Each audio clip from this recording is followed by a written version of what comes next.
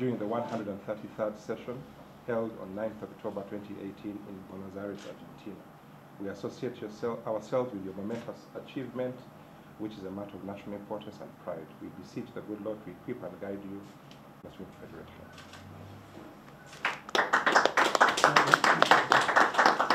And I think this is a true representative of his face. So a younger version. Yeah. So there's one more before we sit. So we can request Ganzi to help read out that. Dear Donald Rukale, the Executive Committee of the Uganda, you for your deserving appointment as Chairperson, National Council of Sports for the second year term of 2020 to 2022, announced on 14th February 2020, in brackets, Valentine's Day.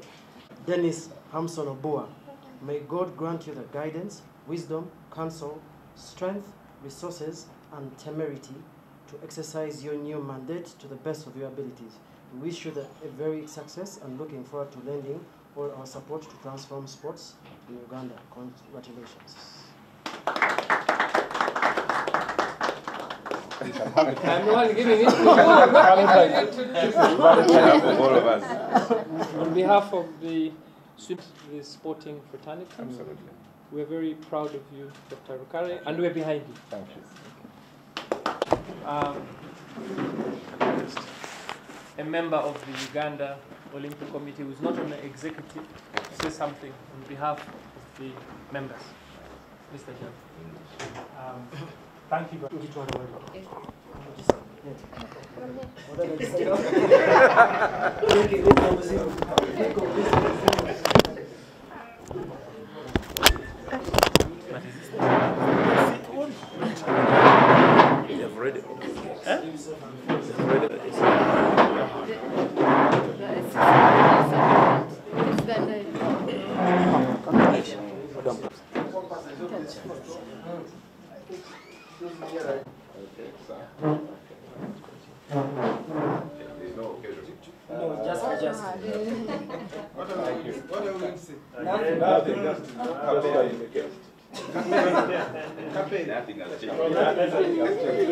So, congratulations to Donald. We wish you the best.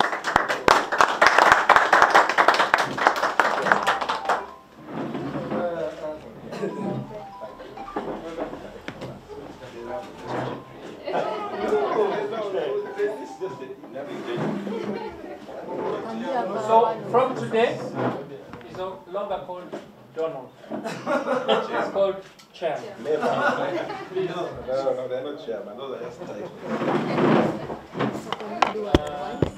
An appointment? Yes. Can we just have a few questions? Or you prefer to do the one-on-one with Donald? What do you prefer? What do you prefer? Because of time. One-on-one is good, eh? Because I think the questions are the same, huh? Yes. Okay. Boy? Bill. This is courage. Man. Thank you.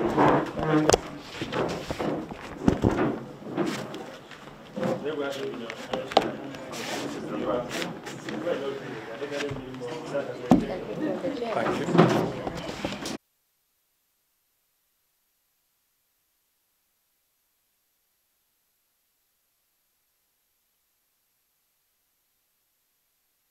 Tusazeewo leero okutegeeza eggwanga nti ffe nga Olympic Committee, nga famire ya Olympic Committee, nti twebaza nnyo baminisita baffe abalonze Dr. Rukale, era naffe tuli basanyufu era twetegese okumukwatirako okukolagana naye mu mirimu emipya gy'alina nga chairman wa National Council of Sports.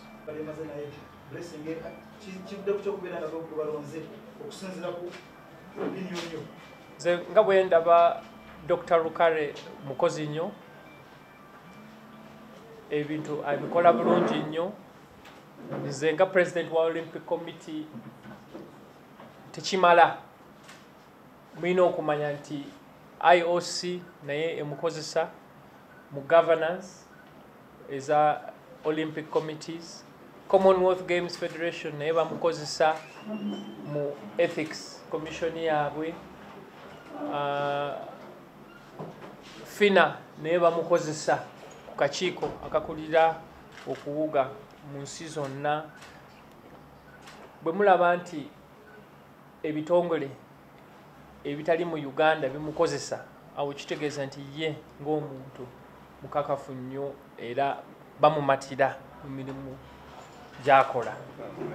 Ffe nga Olympic Committee tuli basanyufu nnyo okulaba nti nno omu ku ffe bamulonze okukiikirira emizannyo mu Uganda. Era Donald yasinga okukola emirimu egitambuza emizannyo. Kyamuli okubeera nga ebigambo ebyo bikwogeddwako mukamaawo mu Olympic Committee. Soka nyabaza President William Blake, IOC member, of those nice words. Really, I thank Minister of Education and Sports, Honorable Hamson Obua, the Minister of Education and Sports, Mama Janet Museveni, for the confidence Jebat Tademu ne Council. That is to be together what Kolagana Wamu, both one Olympic Committee and also the National Council of Sports. So in Bebazanyo, era to gena kwanga tukola wamu ogenda maso okutwala sports.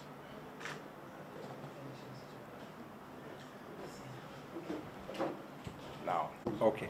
Now I think what the first thing is going to be that we have been in sports for quite some time, and as William has said, there are a number of issues which we are going to be dealing with, both at the council and at UOC. But in terms of the council, the law is very clear in terms of what the mandate of the council is. Section 3 of the 1964 Act is clear. What is the role of the council? Because the council is more like a board. So we're really supposed to be providing strategic guidance to the secretariat and the sector. So it's going to be looking at what the law provides for, and it's going to be a team effort of the 11 members of the council who have been put in place. We are yet to meet. And once we do that, I'm sure we'll be able to chart the way forward in terms of dealing with issues to do with the policy, the law, facilities, funding. But I think the most important thing is that we need to all work together in a collective way to be able to move sports forward. So I think that is going to be the hallmark of what we want to do. It's a collaborative effort for all stakeholders in sports, and we move forward. Maybe what does the law say about your role as UOC Secretary General and at the same time as National Council of Sports Chairman?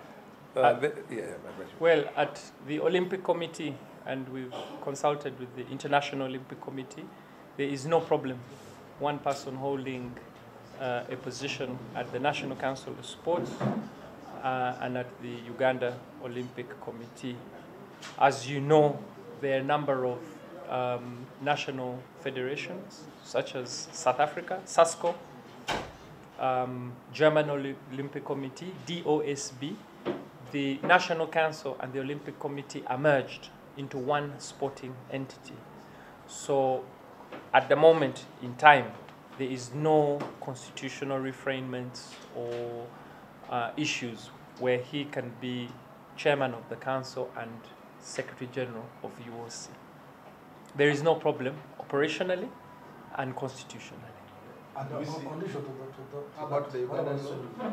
Assuming that one is, we are assuming the law is clear. If you read Regulation 8, you cannot be a member of council and a member of swimming. So the transition of swimming is going to happen very soon, and that is clear. But in terms of the role at UOC, in fact, I think we are doing some records that in 1975 or so, we had one person who was the Secretary General of UOC and General Secretary of National Council of Sports. So in many ways, I think this might be a unique opportunity to try and harmonize. In any case, I think it also reduces transaction costs in many ways. So I think that will not be a major problem. I'll ask the UOC for the discussion. Do you see a time when UOC and Council will be merged into one, given your references to I think we need to evaluate how effective and how efficient those organizations manage sport in their country. We're looking for greater efficiency, one, and effectiveness in terms of having money in one pot and then deciding how to use it. I think for me that's very important. That will depend on study visits, more research, and both organizations coming together and really agreeing to work together. I think that's what we've been trying to do for the last 7 or 8 years. But this is a very unique opportunity, and we want to study the operating environment and then see what are the possibilities. I think it would be a good idea to explore those opportunities. We want to be more effective. We want to be more efficient. And the capability is there. We just have to agree it is the best thing for our country. In addition to my question, Dr. Rukale, your CV is very big, and you have so many roles in FINA, CANA. What happened to those ones as well? Those roles, by the way, those roles are not as many as we think, because a lot of them are not full-time. Some of them are advisory, so those are not affected at all. And in terms of time, the time element is still on there. There's not much time that you put into them. So those remain as they are for now. I think the only major change is going to be with the USF. That is where we have to deal with it. Okay, thank you, thank you, thank you for coming. But I'm also saying, where is Rose? Because we've been looking for the Valentine, but represents FINA. That's the governing body for swimming that manages the sport. So Don sits at FINA.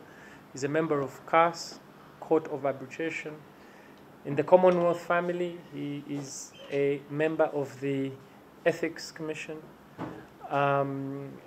At ANOCA, Association of National Olympic Committees, he also sits on the Legal Commission.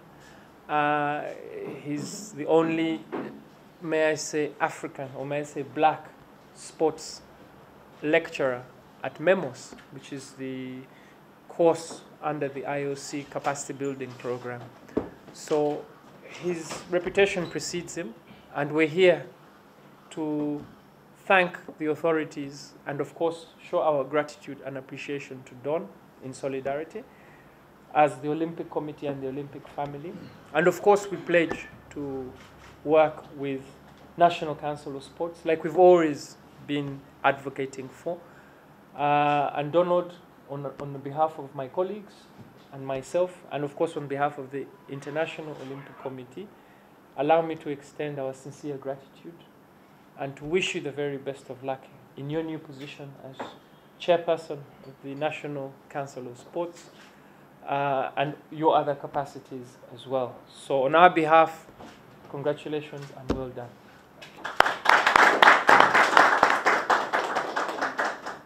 Maybe I can ask you to say a few words, if that is okay, in your capacity as the chairman of National Council of Sports. Well, thank you very much, William, and dear colleagues. From the UOC, the members of the federations who are here, the members of the press. Of course, this came as a surprise. Events last week ran pretty fast. We were not expecting this. It happened kind of rather abruptly, but I would like to thank the Honorable Minister of State for Sports, Honorable Hamson Abua, together with the Minister for Education and Sports, Mama Janet Museveni, for the confidence they have put in us, because it's a team that is going to be running the council for the next 2 years. So I'd like to thank them for the support. I also thank my colleagues at UOC, because I think we're going to still be working very closely together. And we look forward to seeing how we can work together to move forward the agenda.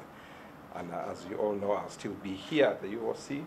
So it's going to be an interesting combination of how we're going to try and merge the two roles. I think it's a unique opportunity for us to be able to try and ensure that things keep on an even keel.